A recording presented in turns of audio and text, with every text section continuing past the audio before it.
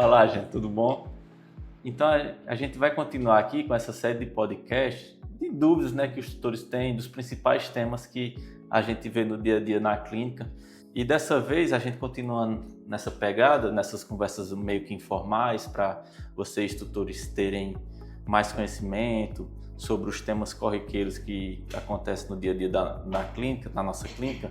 Hoje a gente está aqui com Yara, com Israel, nossos veterinários responsáveis pelo setor de diagnóstico por imagem, para a gente falar de um tema que é muito importante no dia a dia clínico, né? Que é corpo estranho.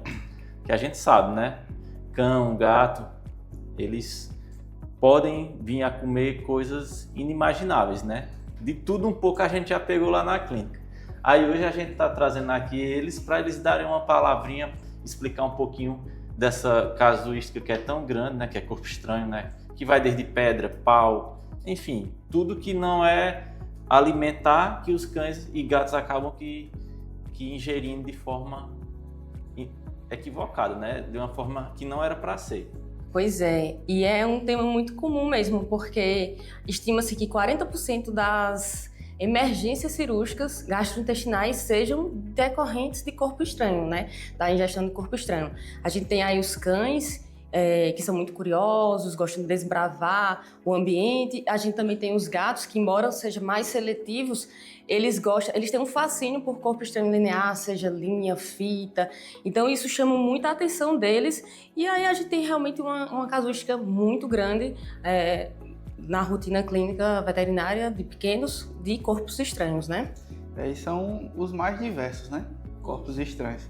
A gente vê desde corpos estranhos volumosos, né? Chamados corpos estranhos volumosos, que são brinquedos, caroço de fruta, a gente pega bastante, né? Principalmente a gente vê na safra da manga, né? muitos cãezinhos que acabam ingerindo. Tem os corpos estranhos lineares, que os gatos gostam bastante, né? Fita, cadarço, linha de costura. Às vezes a gente pega até a linha ainda fixada com a agulha, aí engole tudo, né? A agulha junto com a linha, e aí dá um problema, realmente. E tem também os corpos estranhos tóxicos, né? Que aí vai desde pilhas, baterias, até mesmo os tóxicos líquidos, né? Isso é importante a gente falar, porque às vezes a gente pensa corpo estranho e muitos tutores acham que é apenas isso, né? Um caroço de uma fruta. Mas não, lá na clínica a gente já pegou desde camisinha, um exemplo, né? Que acontece com uma certa regularidade, né? Até ingestão de cannabis, né? De maconha. Já aconteceu também, de às vezes o tutor chegar lá, doutor, meu cachorro ingeriu um pouquinho de maconha e tá com sinais de intoxicação, tá lombrado, né? Então, assim, a gente tem vários tipos de corpo estranho, né? E como eles falaram, isso é importante porque muitas das vezes, né, a gente só resolve isso com cirurgia. Quando o tutor é atento, percebe que ele comeu naquele momento e corre para a clínica naquele momento, muitas vezes a gente consegue tirar por endoscopia, né? Como vocês podem explicar melhor, né, desse procedimento. Primeiro passo realmente, né, é o diagnóstico. Muitas vezes a gente pode dar esse diagnóstico por meio de ultrassonografia, como também das radiografias, né? Seja ela simples ou contrastada. E aí, a partir disso, né, a gente localizando onde está esse corpo estranho, a gente pode indicar a melhor forma de tentar retirá-lo, né? E uma delas é a endoscopia digestiva alta, né? Doutor, só um segundinho, então. Quais são os locais que a endoscopia vai conseguir estar removendo esse corpo estranho? Na endoscopia, né, digestiva alta, a gente consegue remover corpos estranhos desde esôfago até o início de duodeno. E aí a gente consegue estar tentando, né, fazer essa remoção. Isso. A partir daí, estando o intestino delgado, né, causando um processo obstrutivo, aí realmente só uma laparotomia exploratória. Como Israel estava comentando, o primeiro passo é o diagnóstico. Então a gente realmente precisa identificar onde está, precisa saber também qual o tipo, até para poder saber qual o exame que vai solicitar. Eu vou solicitar um ultrassom, nesse caso vou solicitar uma radiografia. Se for um corpo estranho, metálico, um osso, a radiografia ela vai auxiliar muito porque vai aparecer brilhoso, radiopaco, né, no exame. E se for algum corpo estranho que seja plástico, radiolucente, e aí a ultrassom ela é mais sensível, mais específica, né? Então, a partir do momento que o corpo estranho ele não está mais em estômago, ele está em intestino, aí fica mais complicado, porque às vezes a gente vê, se for um corpo estranho linear, como um tecido, uma fita, um cadarço, às vezes o corpo estranho ele fica no estômago e ele vai até o intestino. Então, não tem como a gente ir com o endoscópio até o estômago e puxar, porque se a gente for puxar, a gente pode até lacerar essas alças intestinais e aí extravasa conteúdo para o abdômen do paciente e acaba causando uma infecção generalizada, uma peritonite. Então, não é interessante. E é importante essa questão do corpo estranho linear, porque às vezes alguns animaizinhos, eles defecam e ficam com aquele fio no bumbum pendurado, né? Pendurado no reto do animal. E não pode puxar, porque a gente não sabe onde está aquele corpo estranho. Então, se a gente puxar, a gente pode estar lacerando as alças intestinais. Então, viu aquele corpo estranho pendurado, corra para o veterinário o mais rápido possível, realmente para poder examinar, fazer exames de imagem, para a gente realmente localizar onde é que está. Se já tiver na posição final de colo, né, saindo realmente da ampola retal, tranquilo. Mas se tiver aí intestino delgado, aí realmente só com procedimento cirúrgico para poder resolver esse problema. E aí assim, entrando já um pouquinho na minha área, que é a parte de cirurgia, a gente fala que às vezes a endoscopia pode ajudar muito, né, no caso de se o corpo estranho estiver em esôfago, em estômago, mas dependendo do corpo estranho, mesmo nesses locais a endoscopia não consegue remover. E aí a gente tem que partir para abordagem cirúrgica, né? Tipo, a gente já pegou animal com osso, estava engasgado com osso, tinha 4, 5 dias, e aí aquele osso material começou a ficar friável e toda vida que a gente entrava com o endoscópio, a pinçazinha, né, no caso Yara, Dr. Israel, Dr. Yara, ia com o endoscópio, tentava pinçar, aquele material estava tão frágil que não conseguia agarrar.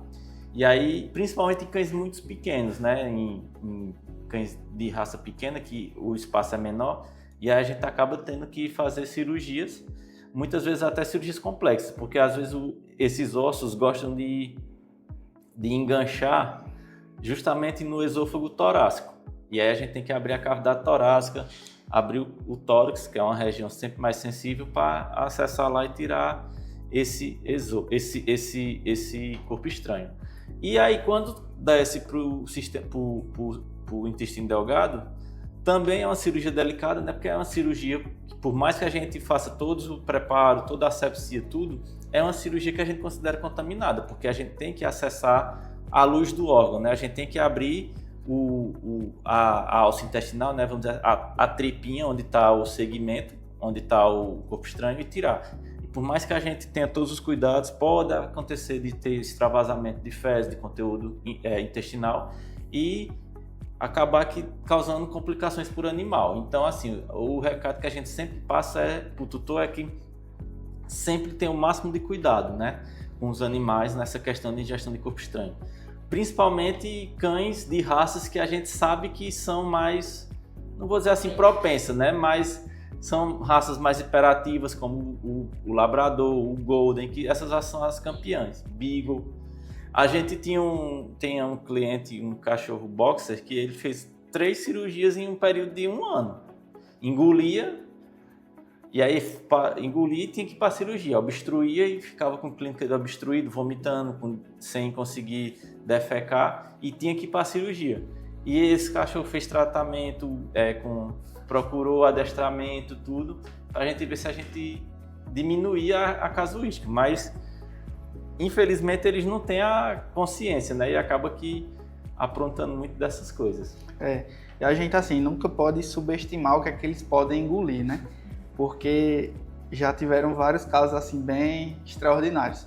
Teve uma Dash, uma salsichinha, né? Uma Dachshund, que faz um tempo já ela engoliu cerca de 60 bolas de açúcar. Estavam todas no estômago. Ficou bem marcado esse caso. E teve outro também que era uma Bulldog francês, que a tutora chegou com uma queixa de que a cadelinha tinha engolido o espetinho inteiro, com um palito e tudo. E aí a gente ficou meio que, não, será que foi realmente? Será que não foi? E aí foi para a ultrassonografia. E aí quando a gente fez a ultrassonografia, né, a gente conseguiu evidenciar, né, o palito transpassando a parede do estômago, né, e com a ponta para dentro da cavidade abdominal. Ou seja, um corpo estranho perfurante, né, que traz um risco ainda maior. Então, assim, a gente realmente nunca pode subestimar o que eles podem acabar comendo. Pedra de jardim também, de que é jardim. muito comum nessas pedrinhas brancas, o cachorro vai lá e come terra. Terra. Né? Que é o que a gente chama de sablose. O animal come terra e o intestino fica... tirar a terra é um dos piores corpos estranhos pra gente, porque fica aquela sujeira e é um caos. Para remover terra é muito chato. Aí, assim, sempre que se o tutor percebeu que sumiu alguma coisa, que ouviu, porque eles são muito rápidos, eles pegam, saem correndo, o tutor vai tentar tirar e eles acabam engolindo. Então, leva imediatamente, porque se tiver em estômago é muito mais fácil retirar e quanto mais cedo, melhor. E aí, quanto mais tempo passa, pode ir para intestino, aí realmente só cirurgia. E assim, não também, às vezes o pessoal fala, vou tentar provocar o vômito, induzir o vômito. E assim, nem todo corpo estranho tem indicação, principalmente aqueles corpos estranhos que são corrosivos, porque corrosivos, perfurocortantes, né, pontiagudos, são corpos estranhos que não se podem induzir. E também, assim, a chance do animal vomitar, broncoaspirar. Então, assim, você fazer isso em casa é muito perigoso. O animal realmente pode prejudicar ainda mais a clínica do paciente. Às vezes o paciente, a gente recebe, na época da pandemia, a gente recebeu muito paciente que engoliu máscara, né? Tem o cheiro do tutor, o cheiro forte, característico, ele vai lá, engole a máscara e com a endoscopia a gente conseguia retirar tranquilo. Então são corpos estranhos que são mais tranquilos a gente conseguir tratar, né? E remover. Também tem animal que ingere remédio, né? Acontece muito o tutor acaba consumindo ansiolítico, um remédio para dormir, alguma coisa, o cachorro vai lá e come a cartela. Então, assim, o tutor tem que sempre estar bastante esperto, atento, né, para não deixar esse problema acontecer.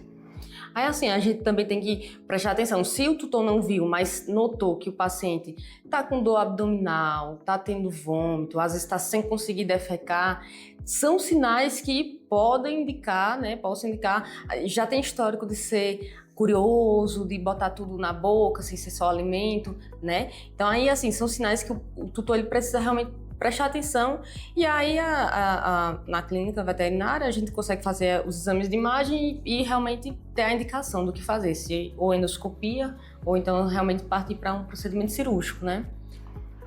Quanto aos corpos estranhos, né, a sintomatologia ela pode ser variada, né, até dependendo do grau de obstrução e tudo mais.